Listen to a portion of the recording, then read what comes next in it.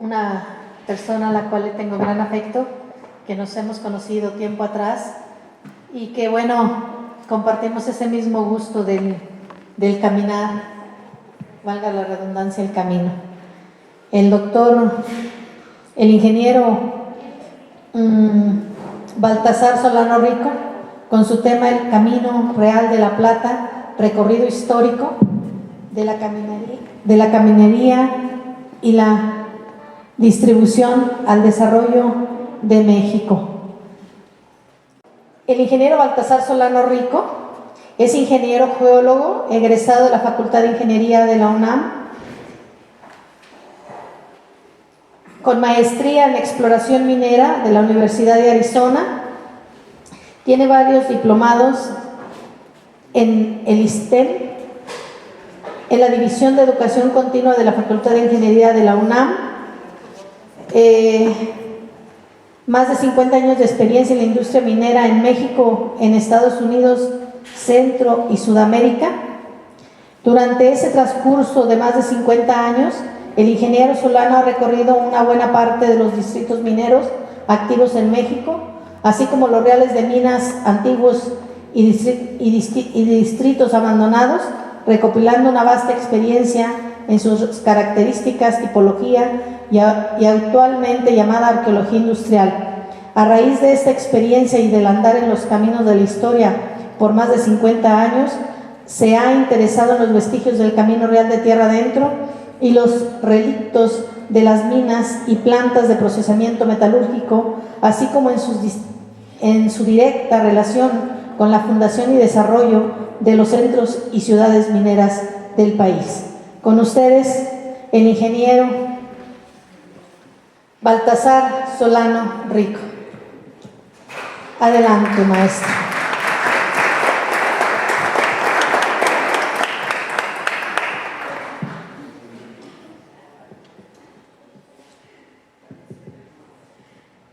Buenos días.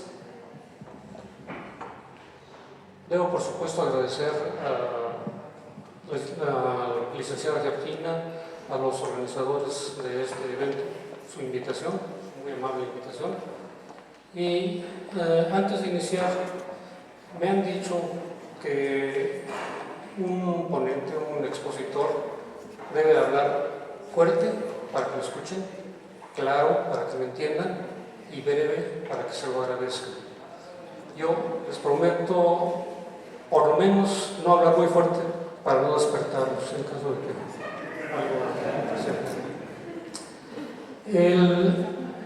La próxima media hora vamos a hacer un recorrido histórico de la minería a lo largo del Camino Real de la Plata. Yo le llamo el Camino Real de la Plata, aunque indistintamente se utiliza el Camino Real de Tierra Adentro.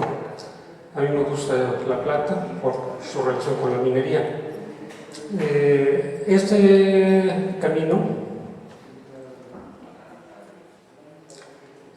por supuesto, que tiene unos antecedentes prehispánicos, que es parte de la ponencia y de la tesis que yo tengo. El camino real o la historia del desarrollo comercial a lo largo del Camino Real de Tierra Adentro o del Camino Real de la Plata no se inicia a partir de la llegada de los españoles o de la conquista. Antes de eso teníamos ya una cultura y una red de caminos muy importante desde épocas prehispánicas. Uno de los principales motivadores de la existencia de esa red de caminos fue la comercialización de una serie de objetos que eran muy apreciados en épocas prehispánicas. Básicamente y de manera muy importante, algunos materiales que eran muy significativos de carácter ornamental y religioso. Estamos hablando de la turquesa en particular, del oro, que era muy común como tributo de zonas conquistadas por los mexicas. Además, el cinabrio, que se utilizaba mucho para efectos religiosos, era de un significado religioso muy importante. Y entre otras cosas, la obsidiana, que tenía una utilización muy importante en la fabricación de utensilios y armas. Les voy a presentar una serie de mapas que están desarrollados básicamente desde Google Maps y transferidos a un sistema geográfico de información. En esta primera gráfica lo que estamos viendo son las localidades con presencia de turquesa y zonas en las cuales hubo procesamiento y su comercialización. Estamos viendo en la parte superior izquierda del mapa todas las minas relacionadas con el comercio prehispánico. Bueno, no todas, algunas de las minas con producción de turquesa, principalmente en los estados de Arizona, Nevada, Nuevo México. En México prácticamente nada más se tienen relaciones en el área de Cananea, enfrente o muy cerca de la frontera, y en el centro oriente, en la zona de Mazapil y Santa Rosa en Zacatecas, aun cuando, voy a comentar más adelante que muchos de los minerales azules y verdes que tenemos de origen prehispánico no son turquesa. Hay una gran variedad de minerales con esos colores similares a la turquesa, pero que no lo son.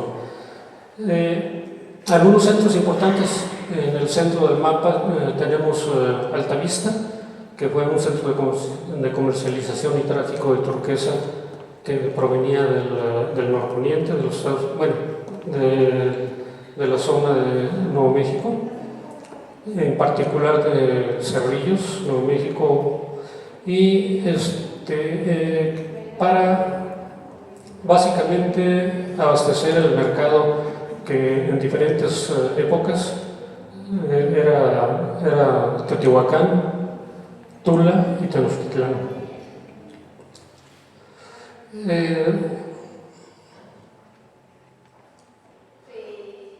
Otro de los minerales muy preciados era el oro. Casi todo el oro provenía de Oaxaca y llegaba a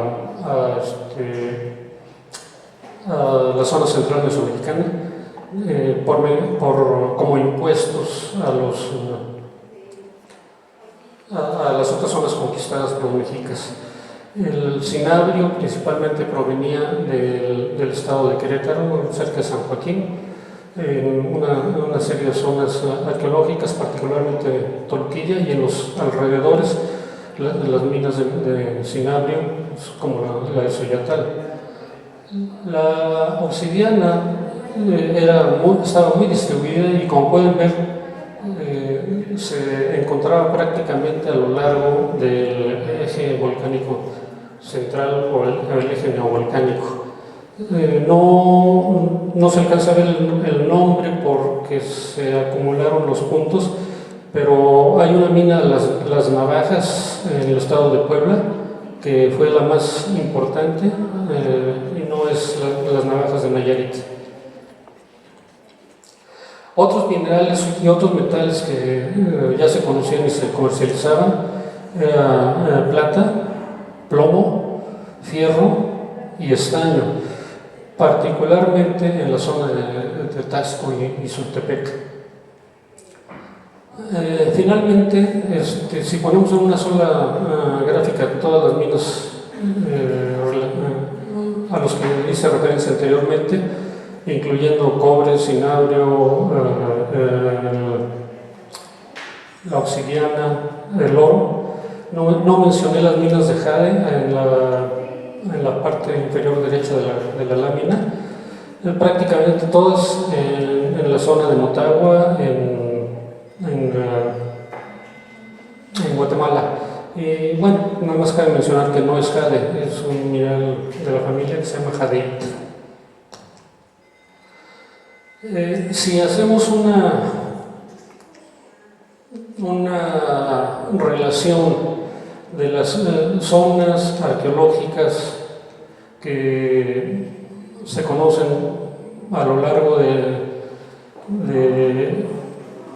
la zona del centro de Mesoamérica hasta Cerrillos y las unimos, llegamos a trazar lo que yo llamo ruta de la turquesa, que no es algo que yo haya inventado, ya ha sido publicado en múltiples ocasiones. Sin embargo, en esta lámina sí podemos ver que hay una continuidad prácticamente desde Cerrillos hasta Tenochtitlán, a lo largo de una serie de importantes vestigios arqueológicos, incluyendo zonas arqueológicas importantes como Altavista o Chochihuites, La Quemada, y zonas exclusivamente de petrograbados y otros vestigios arqueológicos. Sin embargo, esta no fue la única ruta de la turquesa. Particularmente hacia el postclásico, la ruta de la turquesa que va a lo largo de la Sierra Madre Occidental, la principal, se desarrolló el comercio cerca de la frontera. Tenemos Paquimé y después 40 casas. De ahí había una travesía que llegaba aproximadamente a Guaymas, y entonces todo el comercio se hizo a lo largo de la costa del Pacífico, desde Guaymas hasta la zona norte vamos a decir, hasta la laguna de Chapala, y aparentemente continuó a lo largo del río Lerma hasta México.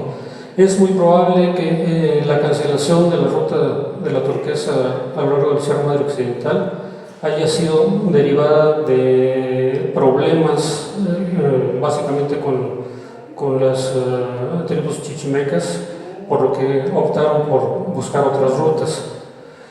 Si ven, del sur de Sinaloa hay una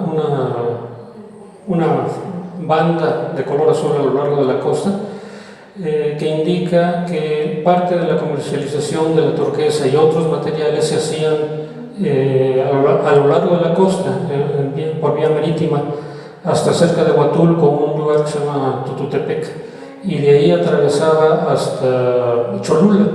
Hay evidencias tanto de tipo de comercialización, de cerámica, de cuestiones culturales, inclusive de idioma, que relacionan la zona de Aztatlán en Sinaloa, y inclusive parte de la comercialización venía allá donde dice Solano hasta Ecuador. Desde Ecuador traían una variedad de moluscos que eran muy apreciados.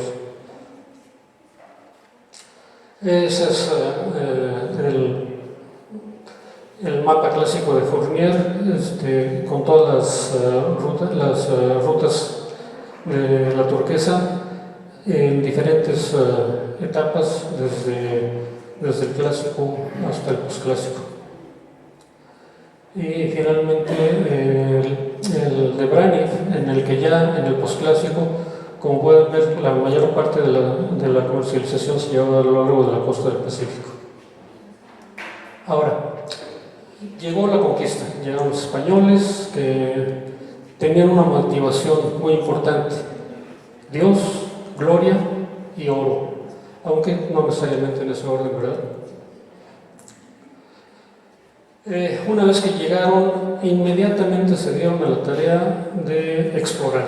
Hubo expediciones a lo largo de la costa del Pacífico que se iniciaron desde 1522.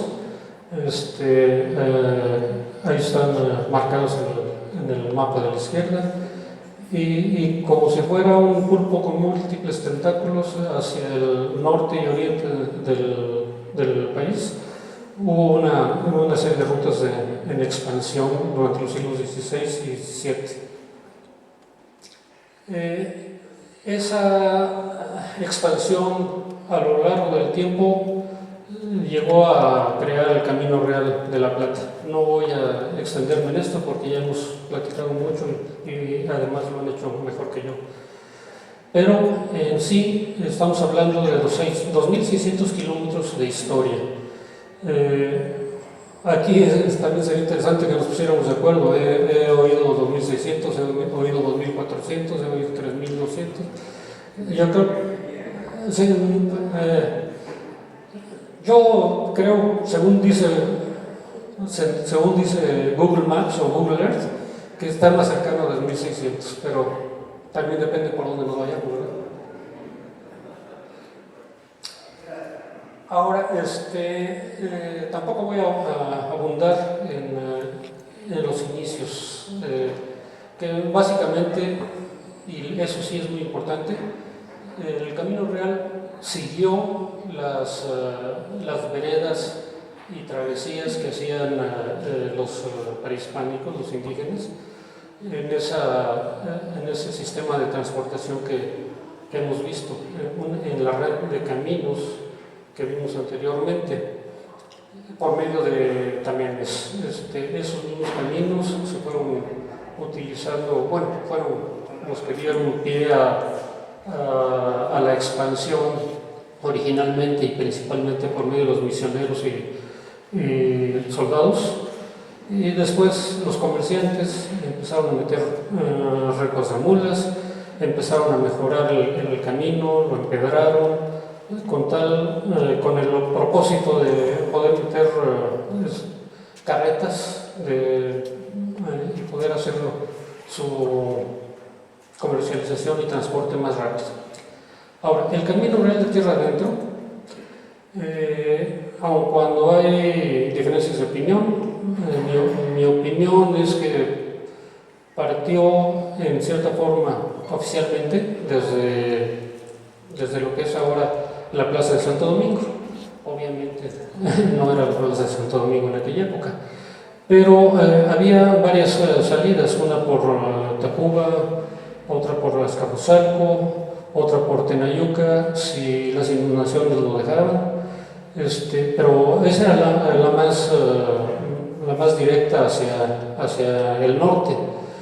Esta gráfica es de Tomás Filsinger, quien hizo un trabajo espectacular montando sobre imágenes de satélite unos dibujos, no sé si a la acuarela o al óleo que él mismo hizo, y los invito a que lo busquen porque tiene una serie de mapas con diferentes épocas, 1519 y en adelante, todos con la misma base. El origen del Camino Real se derivó de la conquista espiritual y militar. Esta vino de una forma simultánea y fue una lucha tenaz y cotidiana entre el bien, representado por los religiosos portadores de la luz de la palabra divina, y el mal, encarnada por el demonio, quien mediante engaños, mentiras, falacias y otras artimañas había mantenido a los aborígenes sumergidos por largo tiempo en las tinieblas de la idolatría y alejados de los caminos de Dios. Eso era lo que decían los misioneros. Esta gráfica es interesante porque todos los puntos amarillos son templos, iglesias, conventos, etc. Los puntos verdes son misiones. Si ven principalmente Chihuahua y Durango, la concentración de misiones que hubo, básicamente, ahorita lo vamos a ver más adelante, pero el Camino Real seguía sería prácticamente a lo largo de la ruta de la Turquesa, hasta, yo pensaría, cerca de Durango, en donde ya se desviaba y se metía en el corazón de la sierra. Y si observan el trazo de la ruta de la Turquesa, hay una coincidencia muy importante de misiones que fueron creando principalmente franciscanos, que yo pienso, les decían, pues allá adelante hay otro pueblito, pues vámonos para allá y ahí hacemos otra misión. Y allá adelante hay otros pueblos preexistentes, obviamente, que aprovecharon ellos los conocimientos y la guía de los indígenas para avanzar. La conquista militar tuvo algunos problemas. Básicamente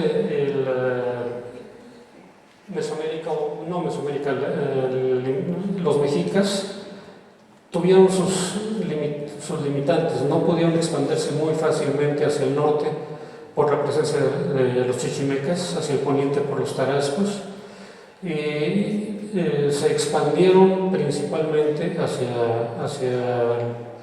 el sur y sureste, inclusive creando un pasillo a lo largo de la costa de Centroamérica prácticamente hasta Costa Rica.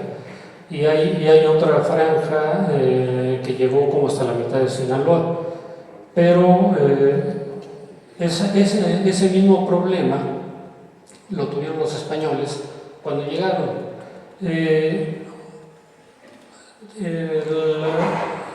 Originalmente la presencia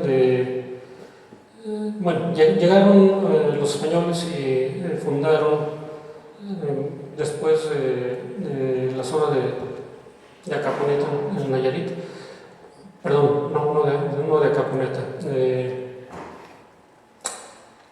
cerca de Tepic, ahorita se me fue el nombre, posteriormente Guadalajara. De Guadalajara, en las expediciones, llegaron eventualmente a Zacatecas y atravesaron una zona de una de las tribus chichimecas, los Cascanes. Entre otras que están marcadas en la gráfica de la izquierda. Eso derivó en la rebelión de estas tribus y durante 2 años hubo una guerra, que fue la guerra del Mixtón, y que liderada por un cacique, un líder indígena que se llamaba Tenamazli, y que finalmente acabaron doblegados por los españoles. Sin embargo, en la gráfica de la izquierda abajo vemos el área de influencia de los chichimecas, lo que se llama la Gran Chichimeca, e incluye la Cascana, donde fue la guerra del Mixtón. Los chichimecas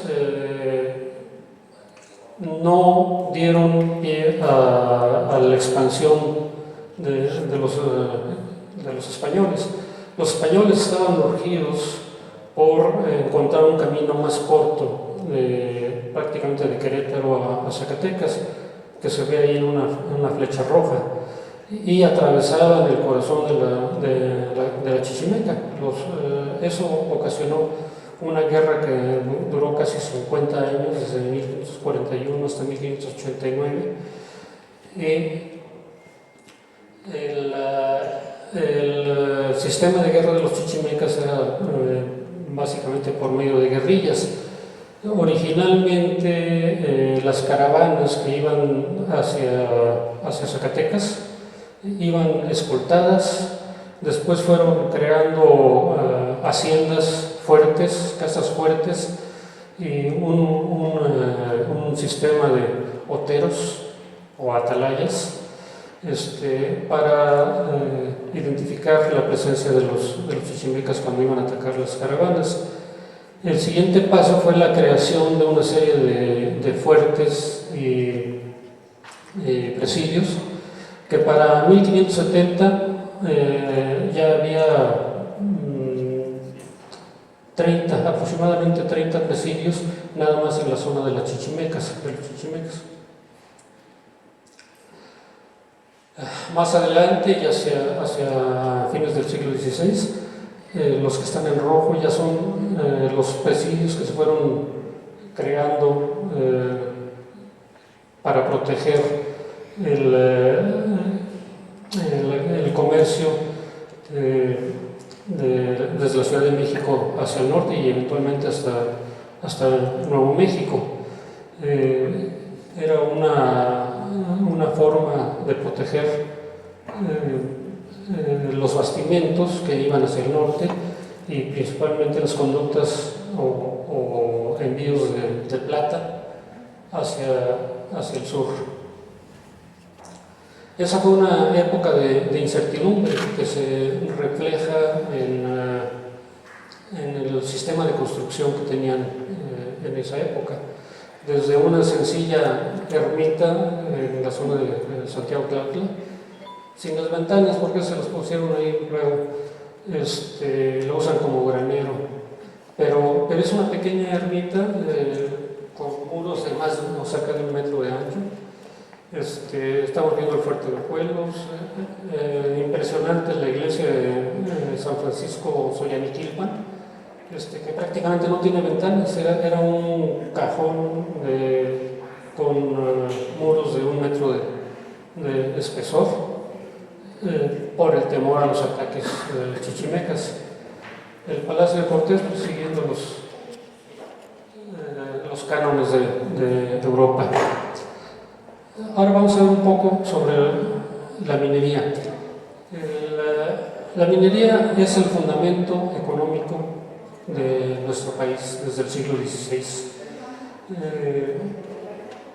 En cuanto llegaron los españoles y se descubrió Zacatecas, inmediatamente se descubrió Guanajuato. Y el espíritu, por una parte aventurero, por otra parte investigador y por otra parte de expedicionario, motivó que a lo largo del tiempo, principalmente durante los siglos XVI y XVII, se fueron descubriendo un número muy importante de minas, algunas de las cuales siguen trabajando hasta la fecha. Se creó un concepto que se llamó el Real de Minas. Básicamente todo el territorio era del rey y él concedía, daba vamos a llamarle una licencia para trabajar por medio del quinto real. La quinta parte del producto o del usufructo de las minas tenía que ir a dar al rey. Entonces, en lo que llamamos ahora, en cada distrito minero, se nombraba a un encargado del Real de Minas. Él era el que tenía que verificar la cantidad de plata que se producía y notificarlo para que la caravana o para que la conducta de plata llegara a la Ciudad de México y ahí se descontara el quinto real o el impuesto. El descubrimiento de minas siguió durante el siglo XVIII, que están marcados en color más rojo. En el siglo XIX hubo una expansión muy importante, principalmente en la Sierra Madre Occidental. Algunos de los distritos mineros más importantes de plata y sobre todo de oro se localizaron en esa zona en general. Pero la minería no solo fue producción de oro y plata, o plata y oro, sino que además hubo la necesidad de abastecer a todos los distritos mineros, a todos los reales, de insumos, todo lo que se puedan imaginar que consume una ciudad, tenía que venir completamente de fuera, y mucho de ese material venía inclusive desde Europa. pero inmediatamente los españoles empezaron a localizar áreas favorables y a crear campos agrícolas, como se puede ver en la gráfica de la izquierda. Ahí están nada más los campos trigueros. En la gráfica de la derecha, las áreas de ganado mayor y de ganado ovino.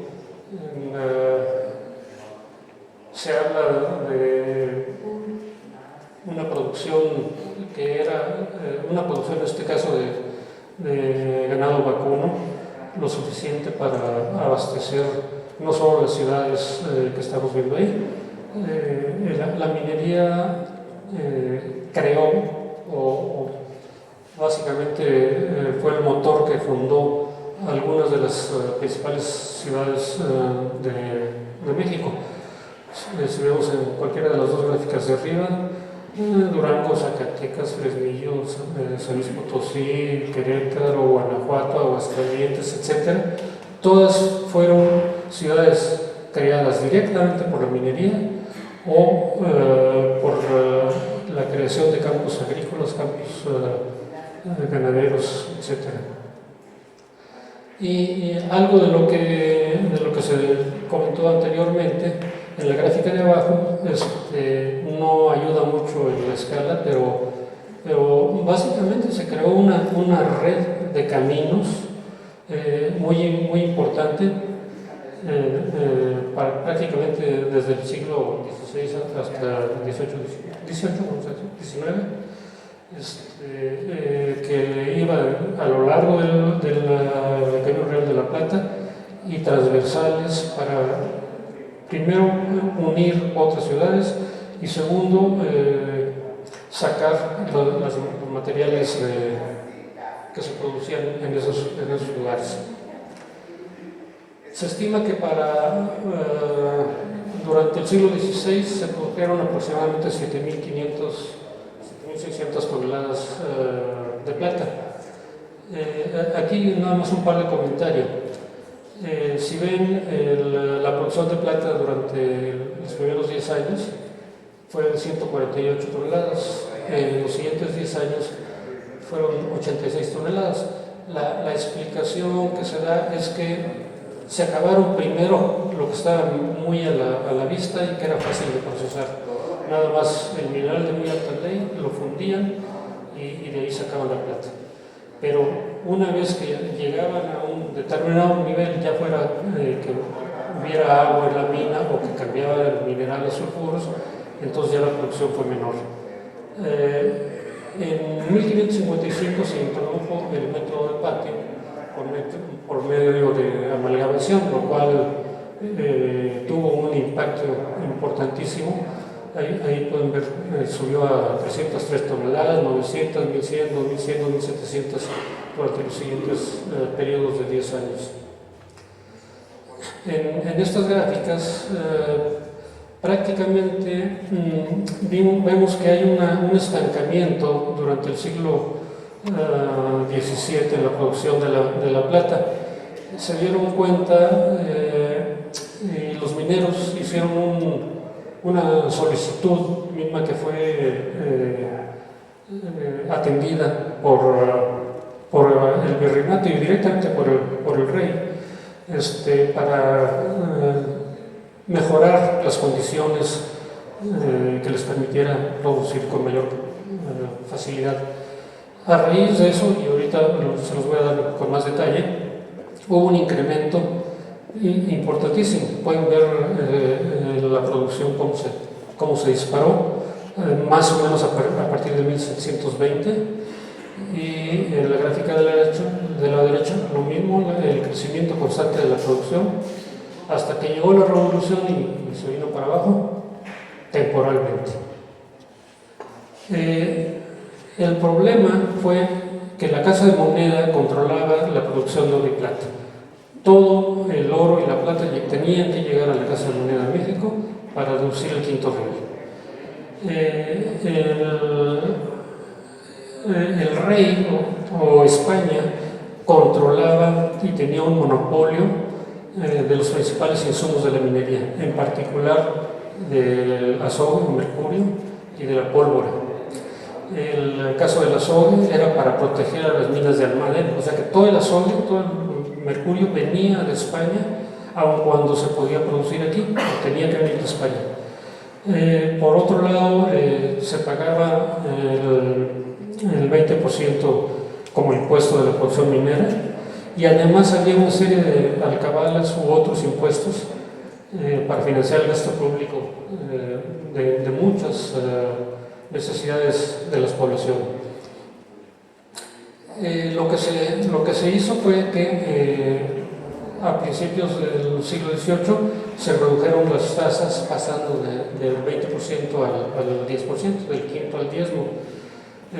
Y muy importante, se promulgaron las ordenanzas de minería, que incluían la creación de un tribunal general, un banco de avío y la creación del colegio de minas para atender desde el punto de vista técnico, apoyar a las minas. Como pueden ver, el impacto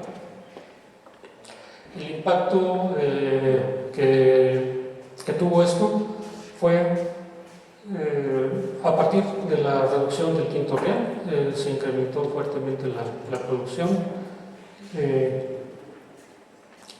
Sin embargo, el impacto no solo fue ese, sino fueron los impuestos, los diezmos, las ayudas a las instituciones educativas, la creación de centros agrícolas y ganaderos, obras civiles, el sistema bancario para financiar la minería, construcción de edificios, etc. La minería fue la base de la economía de la Nueva España, y no solo eso, sino que también apoyó las guerras de España. El legado cultural está muy a la vista. Las construcciones barrocas, el estilo churrigueresco, pero más que nada el nacimiento de una identidad nacional. La mezcla de gente que llegó a la Nueva España desde Europa, con los indígenas existentes, esclavos, etc., tuvieron como cabo una amalgama de diferentes religiones, costumbres, etc., y todo a lo largo del Camino Real de la Plata. En conclusión, el Camino Real de la Plata fue la llave de acceso a las riquezas mineras en México, propiciando el establecimiento de poblaciones medianas y mayores, la consolidación de la economía de la Nueva España, un legado cultural de casi 500 años, un fuerte impulso a la economía minera. La colonización hispana del norte de México marcó un fuerte cambio en su composición etnográfica e inició el proceso de mestizaje. Con el paso de los años se tuvo un crisol donde se fueron amalgamando características de una amplia gama de indígenas, de peninsulares, de otros europeos, criollos, mestizos y en menor grado esclavos, de ascendencia africana y celta. De ese crisol surgió nuestro país. Si tienen algún comentario, mismo que les agradeceré, ahí está mi dirección electrónica y les doy las gracias por su atención.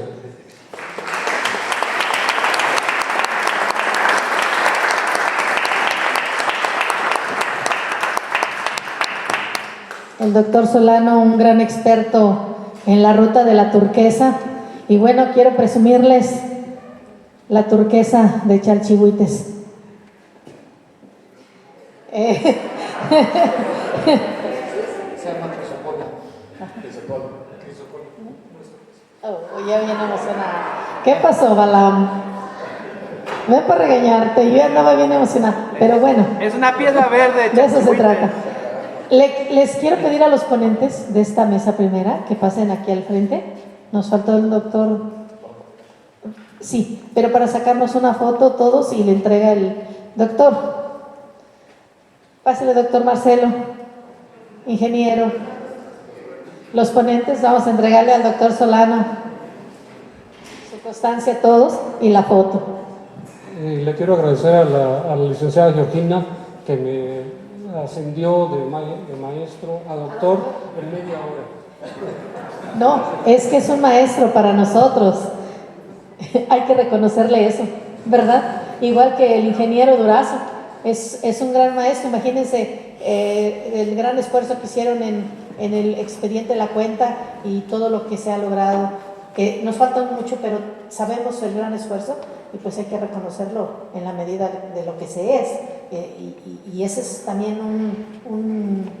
una de las cosas que tenemos que hacer, reconocer el trabajo de todos, desde el caminero hasta los grandes catedráticos que han dedicado toda su vida a la investigación y hacer lo que tienen que hacer para que hoy estemos aquí, ¿verdad?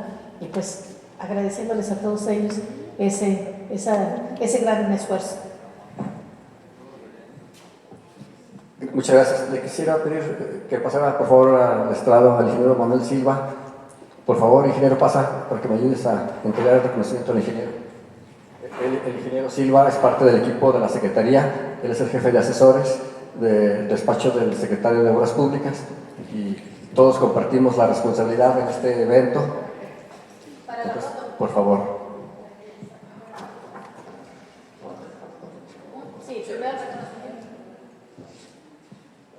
Bien, agradeciendo la presencia de todos y felicitando al maestro Solano Rico, me permito tener el privilegio de poder hacer la entrega de este reconocimiento provisional, como ya decía el subsecretario de Proyectos ahí de la Secretaría de Obras Públicas, que posteriormente estaremos entregando el reconocimiento formal.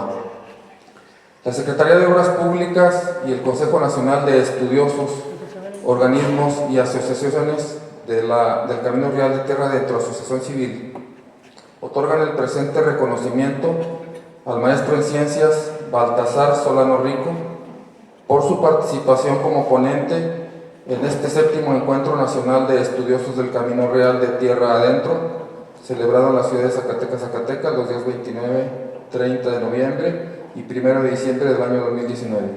Firman el secretario de Obras Públicas del Gobierno del Estado de Zacatecas, el ingeniero Jorge Ruiz Pedrosa Ochoa, y la vicepresidenta de este Consejo Nacional, la licenciada Georgina Díaz de León Delgadillo. Enhorabuena y muchas felicidades, maestro.